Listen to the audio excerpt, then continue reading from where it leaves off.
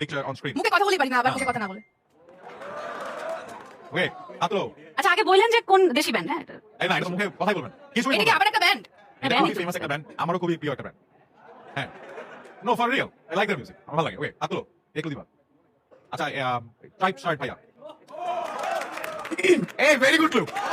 এটা কি ব্যান্ড? একটা ব্যান্ড, গ্লোবাল ব্যান্ড, এটা বলে দিলাম। সামনে কি কি বলে দিছে? ওই ও যে না ক্লু দিচ্ছে। কি এটা? এত আপডেটেড আমি নই। এই ও খুবই ভালো ক্লু দিছে।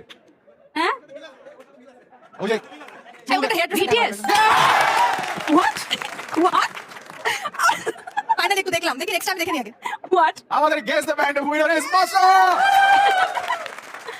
oh wow that was such a wow. খেলাতে হার জিত হয় না, ঠিক আছে? হ্যাঁ? খেলাতে কোনো হার জিত হয় না।